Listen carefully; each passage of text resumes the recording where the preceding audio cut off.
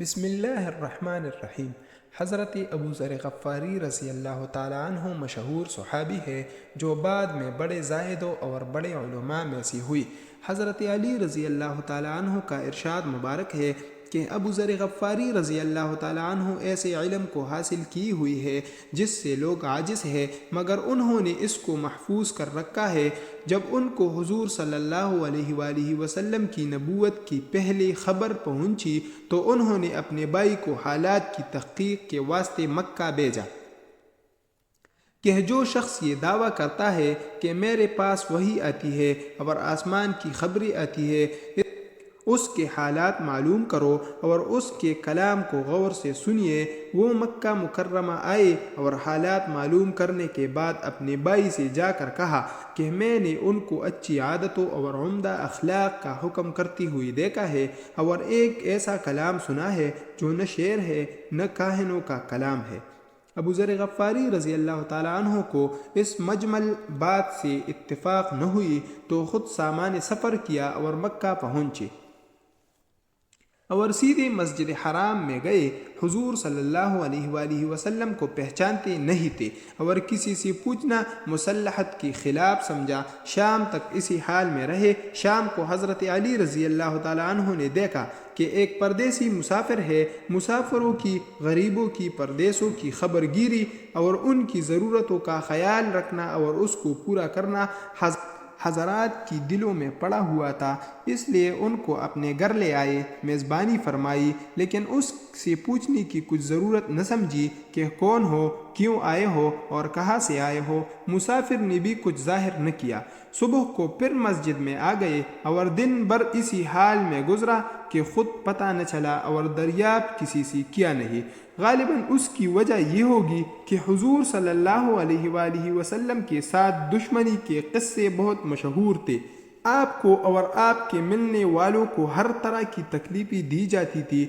ان کو خیال ہوا کہ صحیح حال معلوم نہیں ہوگا اور بدگمانی کی وجہ سے مفت کی تکلیف علیحدہ رہی۔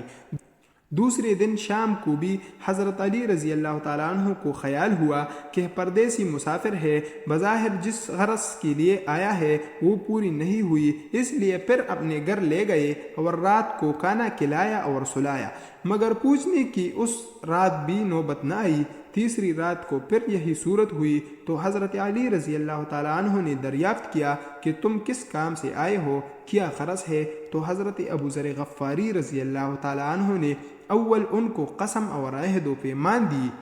اس بات کی کہ وہ صحیح بتائے، اس کے بعد اپنی غرض بتائی۔ حضرت علی رضی اللہ تعالیٰ عنہ نے فرمایا کہ وہ بے شک اللہ کے رسول ہے اور صبح کو جب میں جاؤں تو تم میرے ساتھ چلنا،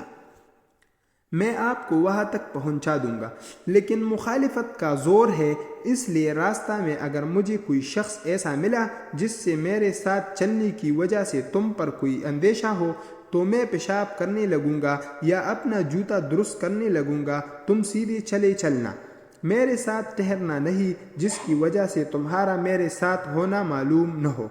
چنانچہ صبح کو حضرت علی رضی اللہ تعالیٰ عنہ کی پیچھے پیچھے حضور صلی اللہ علیہ وآلہ وسلم کی خدمت میں پہنچے۔ وہاں جا کر بات چیت ہوئی، اسی وقت مسلمان ہو گئے۔ حضور اقدس صلی اللہ علیہ وآلہ وسلم نے ان کی تکالیف کے خیال سے فرمایا کہ اپنے اسلام کو ابھی ظاہر نہ کرو،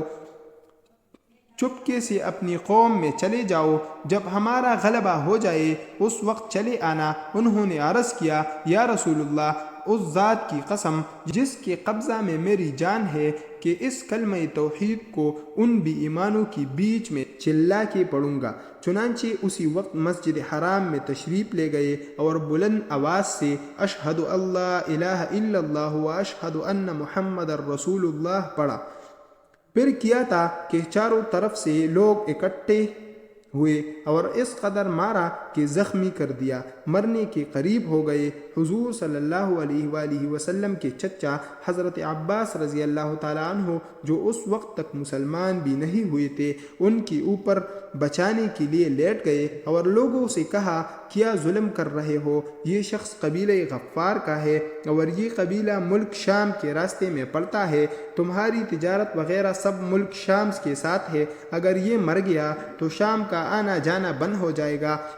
اس پر ان لوگوں کو بھی خیال ہوا کہ ملک شام سے ساری ضرورتیں پوری ہوتی ہے، وہاں کا راستہ بند ہو جانا مصیبت ہے، اس لیے ان کو چھوڑ دیا۔ دوسرے دن پھر اسی طرح انہوں نے جا کر بآواز بلند کلمہ پڑھا، اور لوگ اس کلمہ کے سننے کی تاب نہ لا سکتے تھے، اس لیے ان پر ٹوٹ پڑے۔ دوسرے دن بھی حضرت عباس رضی اللہ تعالیٰ عنہ نے اسی طرح سمجھا کر ہٹایا کہ تمہاری تجارت کا راستہ بند ہو جائے گا، تو لوگوں نے دوبارہ اس کو چھوڑ دیا۔ حضور صلی اللہ علیہ وآلہ وسلم کے اس ارشاد کے باوجود کہ اپنے اسلام کو چھپاؤ، ان کا یہ فعل حق کے اظہار کا ولولہ اور غلبہ تھا کہ جب یہ دین حق ہے تو کسی کے باپ کا کیا مجال جس سے ڈر کر چھپایا جائے، اور حضور صلی اللہ علیہ وآلہ وسلم کا منع فرمانا شفقت کی وجہ سے تھا کہ ممکن ہے تکالیف کا تحمل نہ ہو، ورنہ حضور صلی اللہ علیہ وآلہ وسلم کے حکم کے خلاف صحابہ رضی اللہ تعالیٰ عنہ کی مجال ہی نہ تھی، چونکہ حضور اقدس صلی اللہ علیہ وآلہ وسلم خود ہی دین کے پھیلانے میں ہر قسم کی تکلیفیں برداشت فرما رہے تھے۔ اس لیے حضرت ابو ذر غفاری رضی اللہ تعالیٰ عنہ نے سہولت پر عمل کے بجائے حضور صلی اللہ علیہ وآلہ وسلم کے اتباع کو ترجیح دی۔ یہی ایک چیز تھی کہ جس کی وجہ سے ہر قسم کی ترقی دینی و دنیاوی صحابہ کرام رضی اللہ تعالیٰ عنہم کے قدم چوم رہی تھی، اور ہر میدان ان کے قبضے میں تھا کہ جو شخص بھی ایک مرتبہ کلمہ شہادت پڑھ کر اسلام کے جھنڈے کے نیچے آ جاتا تھا، بڑی سی بڑی قوت و طاقت بھی اس کو روک نہ سکتی تھی، اور نہ بڑے سے بڑا ظالم ان کو دین کی اشاعت سے ہٹا سکتا تھا۔